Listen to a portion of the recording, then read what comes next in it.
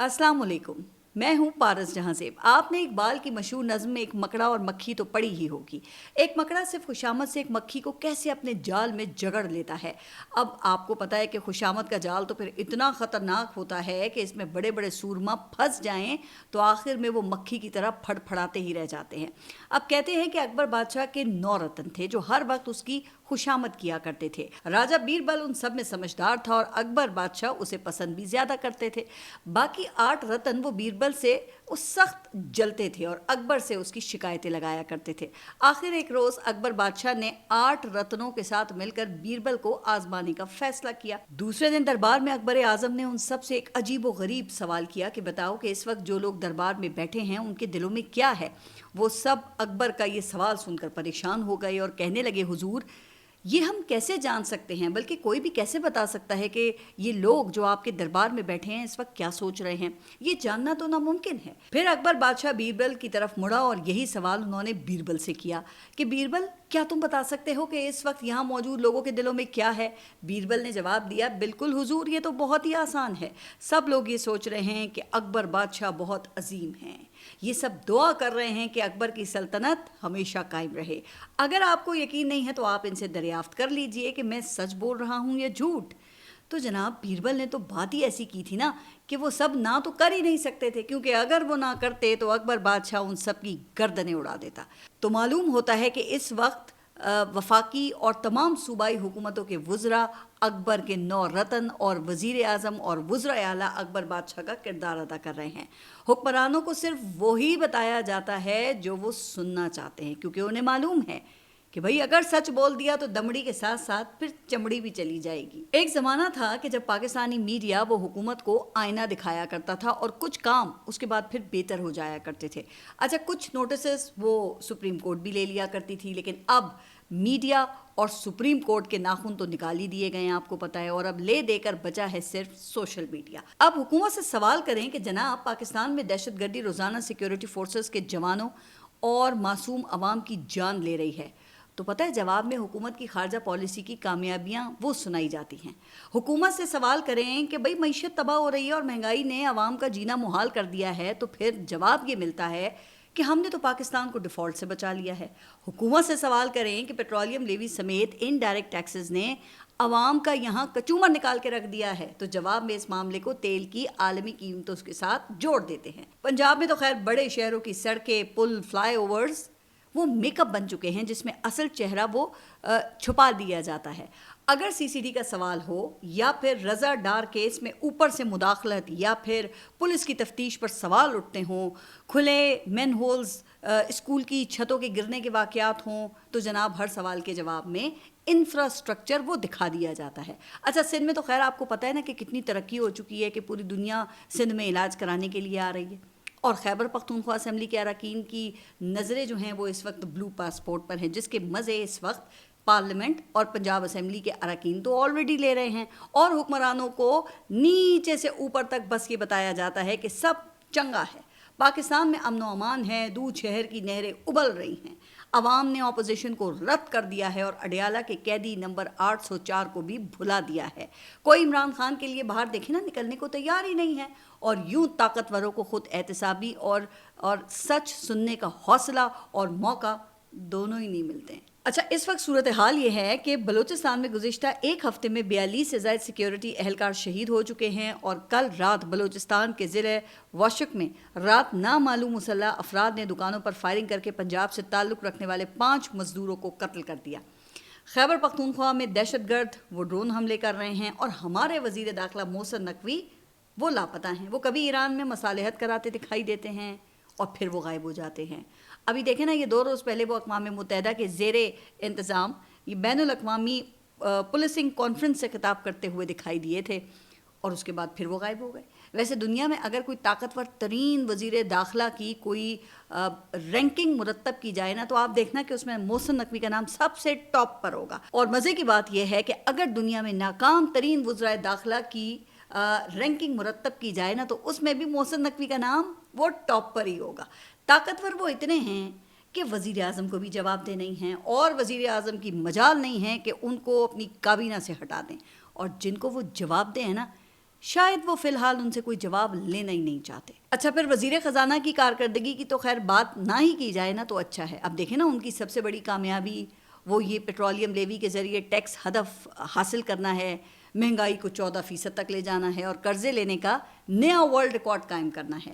بلکہ نامور اکانومسٹ ہیں کیسر بنگالی صاحب، ان کے مطابق تو پاکستان ڈیفالٹ کر چکا ہے۔ پاکستان جو قرضے لے چکا ہے وہ واپس نہیں کر سکتا، اور اس وقت ہم جتنے قرضے لے رہے ہیں وہ پچھلے قرضے واپس کرنے کے لیے لیے جا رہے ہیں۔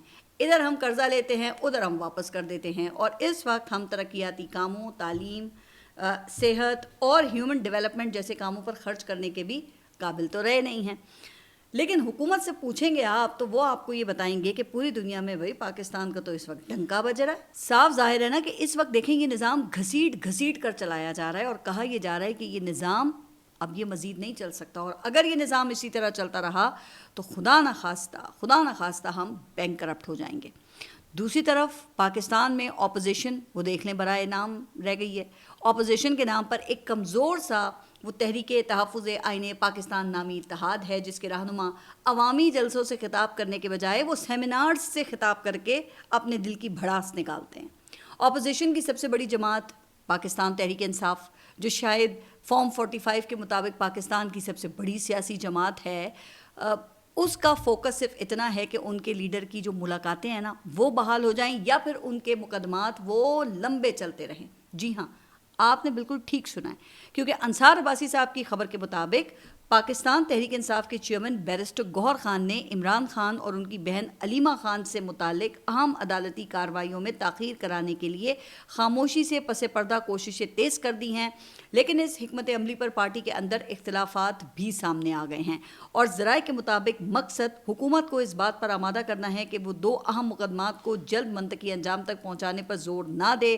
ان میں سے ایک تو اسلام آباد ہائی کورٹ میں القادر کیس میں عمران خان کی اپیل ہے، جبکہ دوسرا راولپنڈی کی انسداد دہشت گردی عدالت میں علیمہ خان کا ٹرائل ہے۔ ویسے دیکھیں، اگر تو یہ خبر ٹھیک ہے نا تو پاکستان تحریک انصاف کی دستیاب قیادت کو میں دل سے سلیوٹ کرتی ہوں۔ بھئی میں تو اپنے 2-3 ولاگز میں یہ مسلسل سوال اٹھا چکی ہوں کہ 190 ملین پاؤنڈ کیس میں پاکستان تحریک انصاف کے جو وکلا ہیں وہ دلائل کا آغاز آخر کیوں نہیں کر رہے، اور ہر مرتبہ التوا کی درخواست وہ کیوں کر دیتے ہیں۔ پھر علیمہ خان کے وہ 26 نومبر کے مقدمات کا فیصلہ کیوں نہیں ہو رہا۔ تو یہ راز تو دیکھیں نا اب سامنے آیا کہ پاکستان تحریک انصاف کے وکلا وہ خود ان مقدمات کا فیصلے نہیں چاہتے ہیں۔ شاید اس کی وجہ یہ ہو سکتی ہے کہ انہیں اس بات کا یقین ہو کہ بھئی ان مقدمات میں عمران خان کو کوئی ریلیف نہیں مل سکے گا، اس لیے پھر بہتر یہی ہے کہ ان کو جتنا لمبا کھینچا جا سکے کھینچا جائے، اور اس مقصد کے لیے حکومت سے پس پردہ رابطے کیے جا رہے ہیں۔ لیکن میری بیرسٹر گوہر سے درخواست یہ ہے کہ آپ پھر ذرا عمران خان کو ان کے ذاتی مولج کی رسائی کے لیے بھی تو پس پردہ رابطے کر لینا۔ عمران خان کی ہاسپٹل منتقلی کے لیے بھی آپ پس پردہ رابطے کر لیں، یا کم از کم ان کی بہنوں سے ایک ملاقات ہی ممکن بنا لیں، تاکہ پھر پوری دنیا کو عمران خان کی صحت کی مصدقہ جو اطلاعات ہیں وہ مل جائیں گی، اور یہ تفصیل بھی دیکھیں پھر سامنے آ جائے گی نا کہ 3 سال سے عمران خان کس قدر شاہانہ جیل کاٹ رہے ہیں۔ یعنی وہ جماعت جس نے اسٹریٹ پاور میں پاکستان کی تمام سیاسی جماعتوں کو پیچھے چھوڑ دیا تھا، وہ جماعت جو تحریک کا اعلان کیا کرتی تھی تو یہ اقتدار کے در و دیوار ہل جایا کرتے تھے، اور ہر طرف یہ خبر ہوتی تھی کہ بھئی پاکستان تحریک انصاف کا لانگ مارچ جب یہ ڈی چوک پہنچے گا تو پتہ نہیں کیا ہوگا۔ وہ سیاسی جماعت اب اس نہج پہ پہنچ چکی ہے کہ وہ اپنے لیڈر اور اس کی بہن کو صرف سزا سے بچانے کے لیے وہ پس پردہ رابطے کرنے پر مجبور ہے۔ ویسے میرا تو خان صاحب کو بھی دیکھیں ایک مشورہ ہے کہ آپ شاید کسی غلط ملک میں پیدا ہو گئے ہیں خان صاحب۔ آپ نے پاکستان کو 92 کا ورلڈ کپ جتوایا، پھر شوکت خانم کینسر ہاسپٹل اور نمل یونیورسٹی جیسے ادارے دیے، آپ نے اپنی سیاسی زندگی میں بے شمار غلطیاں کی اور بہت سے غلط فیصلے بھی کیے ہیں، اور اس میں بھی شک نہیں ہے کہ آپ کی 3 سالہ جیل نے آپ کی سیاسی غلطیوں کو دھو کر مقبولیت کے عروج پر پہنچا دیا ہے۔ لیکن آپ پاکستان میں جس قسم کے انقلاب کے انتظار میں ہیں نا، وہ شاید پاکستان میں نہیں آئے گا۔ پاکستان کے عوام آپ کو ووٹ تو دے سکتے ہیں، لیکن ان کو گولی اور روٹی کے ڈر میں اس قدر الجھا دیا گیا ہے کہ وہ آپ کے لیے باہر نہیں نکل سکتے، اور موجودہ نظام وہ اس وقت عالمی قبولیت حاصل کر چکا ہے اس قدر کہ دنیا کی کسی حکومت کی طرف سے بھی آپ کے لیے آواز اٹھنے کا امکان دکھائی نہیں دیتا ہے، اور آپ کی پارٹی کا حال وہ میں ابھی آپ کو پہلے ہی بتا چکی ہوں. لہٰذا آپ نظام کے ساتھ ایک مناسب قسم کی ڈیل کر کے باہر آنے کا اپنے بندوبست کریں، اپنی پارٹی کو لیڈ کریں اور پھر مناسب وقت دے کر نظام میں واپسی کی کوشش کریں. دیکھیں نا جس طرح ماضی میں پھر مسلم لیگ نون اور پاکستان پیپلز پارٹی کرتی رہی ہے. دیکھیں آپ مزید 3 سال جیل کاٹ کے شاید تاریخ میں تو اپنا نام بنا لیں، لیکن پاکستان میں کوئی تبدیلی نہیں آئے گی. کہا جاتا ہے کہ پاکستان کو اس وقت میں ایک ایسی حکومت کی ضرورت ہے جس کے پاس عوامی قبولیت ہو. پاکستان کو ایک آزاد عدلیہ اور آزاد میڈیا کی ضرورت ہے جو حکومت کے اوپر نظر رکھ سکے. پاکستان کو ایک ایسے الیکشن کمیشن کی ضرورت ہے جس میں یہ فارم 45 اور فارم 47 پر ایک ہی نتائج درج ہوں. لہٰذا اس کے لیے عمران خان کا باہر آنا ضروری ہے.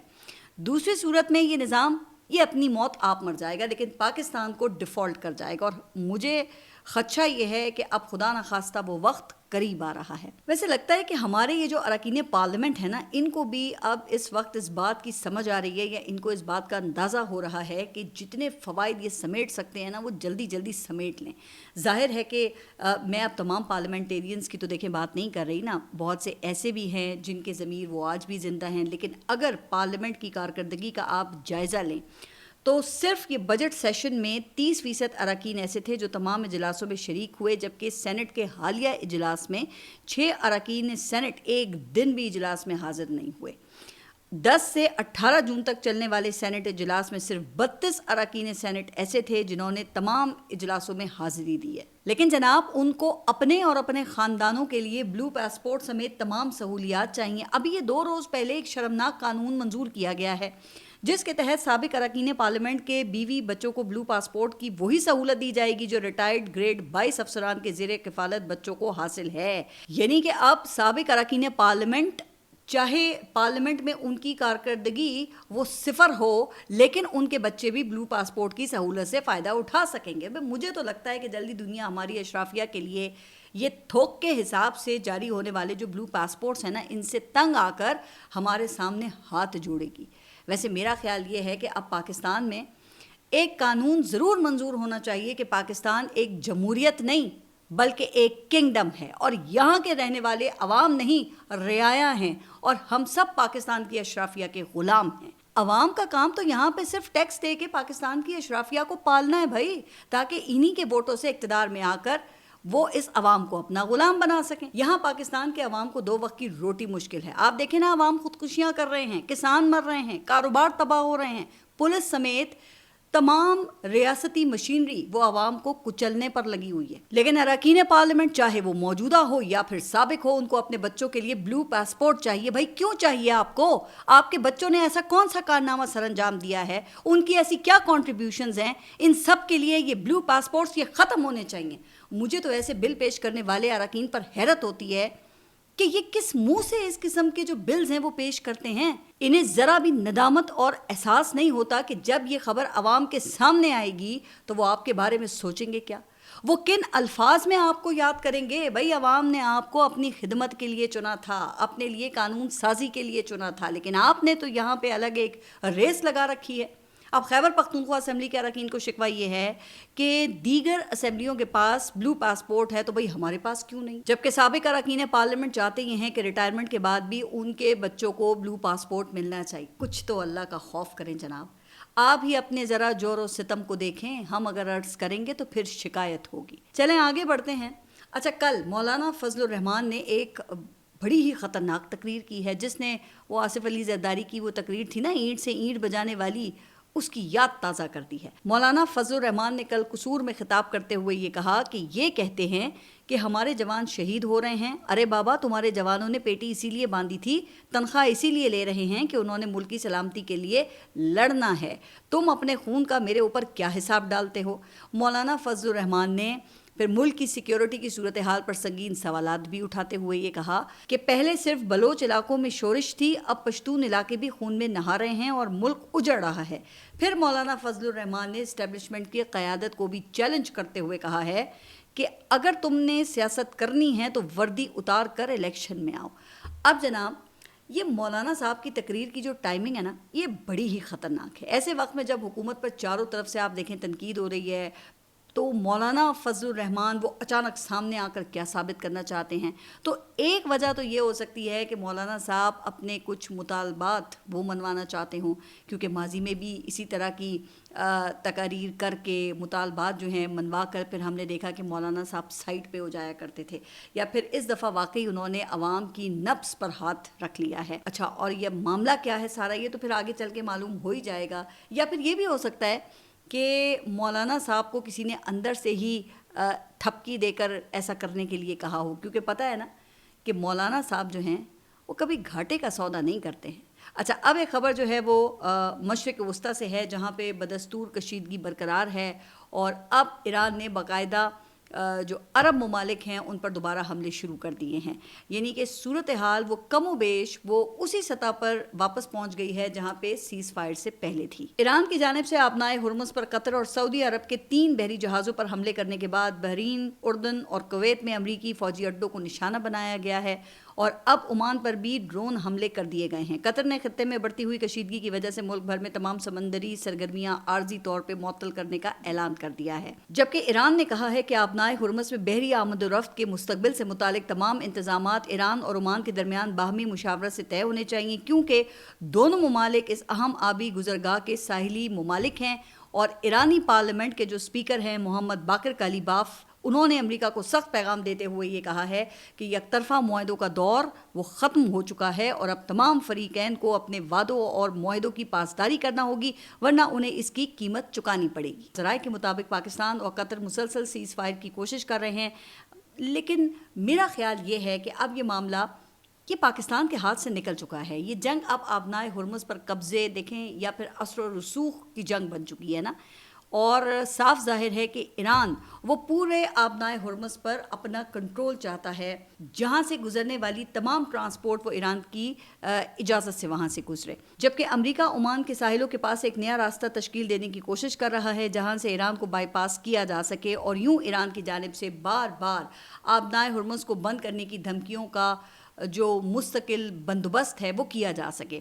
جب تک پھر یہ معاملہ طے نہیں ہو جاتا، لگتا یہی ہے کہ یہ جو سیز فائر ہے نا، یہ اسی طرح سے ٹوٹتا رہے گا، اور اسی طرح معاہدے کی خلاف ورزیاں وہ ہوتی رہیں گی۔ تو جناب، اس صورتحال میں یہ اندازہ لگانا پھر مشکل نہیں ہے کہ اب ایران معاہدے میں وہ مزید دلچسپی نہیں رکھتا ہے، اور یہ بھی لگتا ہے کہ جیسے ایران کے اندر بھی اس حوالے سے شدید وہ تقسیم پائی جاتی ہے۔ اب ایران کی فوج، پاسداران انقلاب اور سپریم لیڈر امریکہ سے ایک اب بڑی جنگ چاہتے ہیں، جبکہ ایران کے صدر مسعود پزشکیان، وزیر خارجہ عباس عراقچی اور جو دیگر سیاسی قیادت ہے وہ معاہدے کے بعد اب ایران کے $300 ارب کی واپسی، پھر پابندیوں کا خاتمہ اور تیل کی ایکسپورٹ کے ذریعے ایرانی معیشت کی بحالی چاہتے ہیں۔ تو پھر اب دیکھتے ہیں کہ یہ جو نئی صورتحال ہے اس کا انجام کیا ہوتا ہے۔ دوسری طرف امریکی صدر ٹرمپ کے اہم حامی سینیٹر ہیں لنڈسے گرہام، وہ 71 سال کی عمر میں وفات پا گئے ہیں، اور لنڈسے گرہام ٹرمپ کے پہلے دور حکومت میں ان کے سخت مخالف تھے، لیکن پھر دوسرے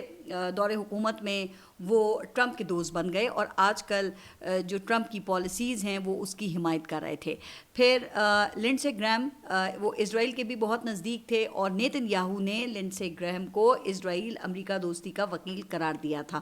اب ٹرمپ کی حمایت عوام اور پارلیمنٹ میں مسلسل کم ہو رہی ہے، اور اب وہ اپنے اتحادی سینیٹر سے بھی محروم ہو گئے، لہٰذا لگتا یہی ہے کہ آنے والے جو چند ماہ ہیں اس میں وہ ٹرمپ کے لیے بہت اچھے نہیں ہوں گے۔ اچھا، اب ایک خبر جو ہے وہ یہ فٹ بال ورلڈ کپ کے حوالے سے ہے، اور یہ شاید فیفا کی تاریخ کا پہلا ورلڈ کپ ہے جس میں ریفریز کے فیصلوں سمیت فیفا کا جو کنڈکٹ ہے اس پہ سوالات اٹھائے جا رہے ہیں، اور فیفا پر جانبداری کے الزامات لگائے جا رہے ہیں۔ خاص طور پہ عام تاثر ہے کہ مصر سمیت مسلم ممالک کی ٹیموں کو جان بوجھ کر ورلڈ کپ سے آؤٹ کیا گیا ہے۔ اب ایک طرف پرتگال سے تعلق رکھنے والے فٹ بال کے لیجنڈ کرسٹیانو رونالڈو کا یہ آخری ورلڈ کپ تھا، لیکن وہ ورلڈ کپ جیتنے میں ناکام رہے۔ آخری میچ کے دوران عوام نے انہیں پھر آنسوؤں کے ساتھ رخصت کیا۔ اچھا، دوسری طرف ایک اور فٹ بال لیجنڈ ارجنٹینا کے میسی کی ارجنٹائن سے باہر عوامی سپورٹ شاید اب وہ پہلے جیسی نہیں رہے گی، کیونکہ فیفا کی جانب سے ارجنٹائن کو سپورٹ کرنے کا الزام لگا ہے، اور شاید انہی الزامات سے توجہ ہٹانے کے لیے اب فیفا نے بڑا انوکھا ایک فیصلہ کیا ہے۔ فیفا کی جانب سے ورلڈ کپ فائنل کے بعد فٹ بال گراؤنڈ کی مصنوعی گھاس فروخت کرنے کا اعلان کیا گیا ہے۔ 2.5 انچ کی گھاس کی قیمت $450 اور 3 انچ کی قیمت $3000 رکھی گئی ہے۔ شاید فیفا نے تنقید سے توجہ ہٹانے کا ہنر پاکستانی حکمرانوں سے سیکھ لیا ہے۔ اچھا، اب آخر میں خبر وہ کرپٹو کرنسی سے متعلق ہے، اور آپ سب کے علم میں یہ ہے کہ نامور عالم دین مفتی تقی عثمانی صاحب کی جانب سے کرپٹو کرنسی کے ناجائز ہونے کا فتویٰ وہ دیا گیا تھا، لیکن اب پاکستان ورچوئل ایسٹس اتھارٹی کے چیئرمین بلال بن ثاقب نے مفتی تقی عثمانی سے ایک طویل ملاقات کر کے انہیں ان معاملات پر بریفنگ دینے کے بعد یہ جو فتویٰ ہے یہ واپس لینے کی اپیل کی ہے۔ اور بلال بن ثاقب کا کہنا یہ ہے کہ مفتی تقی عثمانی سے ملاقات میں انہوں نے یہ موقف پیش کیا ہے کہ blockchain, digital assets, stablecoins and tokenized real world assets مختلف نوعیت کی ٹیکنالوجیز پر مشتمل ایک وسیع میدان ہے، اس لیے ان کا جائزہ ایک ہی زاویے سے لینے کے بجائے ان کو الگ الگ تکنیکی نوعیت کا باریک بینی سے تجزیہ کرنے کے ساتھ ساتھ ان کا جامع شرعی جائزہ بھی ضروری ہے۔ اچھا، ابھی تک مفتی تقی عثمانی صاحب کا اس حوالے سے موقف سامنے نہیں آیا ہے، لیکن آپ کی اس بارے میں کیا رائے ہے، اور کیا لگتا ہے کہ مفتی صاحب اس حوالے سے اپنے فتوے کو تبدیل کریں گے؟ تو آپ کامنٹس میں اپنی رائے سے آگاہ کیجیے گا۔ آپ سب اپنا خیال رکھیے، اور اگلے ولاگ تک کے لیے اللہ حافظ۔